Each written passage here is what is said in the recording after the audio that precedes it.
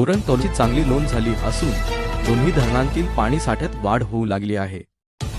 त्यामुळे पाणी टंचाईची चिंता काही प्रमाणात कमी झाली आहे। दरम्यान चिरनेर येथील ऐतिहासिक अक्कादेवी धरण प्रवाहित झाल्याने परिसरात नयनरम्य दृश्य निर्माण झाले असून पर्यटकांची मोठी गर्दी होत आहे। प्रशासनाने मात्र पर्यटकांनी धरण परिसरात सुरक्षित अंतर राखावे, पाण्याच्या प्रवाहाजवळ जाणे व सेल्फी काढण्याचे धाडस टाळावे असे आवाहन केले आहे।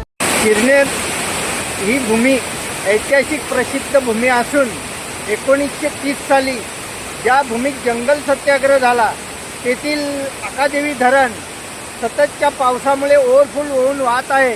पर्यटकांना आणि निसर्गप्रेमिकांना तरुण वर्गांना आकर्षित करणारे सुरक्षित असं डॅम अक्कादेवी धरण सध्या पर्यटकांना भुरळ घालत आहे।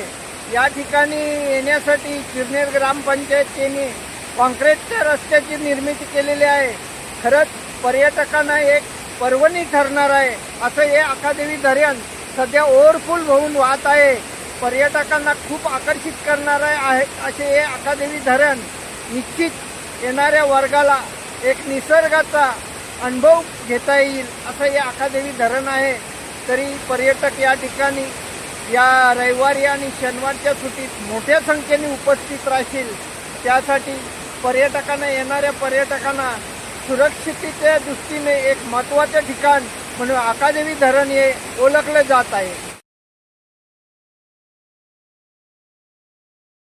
महाराष्ट्रातील सर्व जिल्ह्यातील ताज्या घडामोडी जाणून घेण्यासाठी नवराज्य चॅनलला सबस्क्राईब करा आणि दाबा बेल आयकॉन।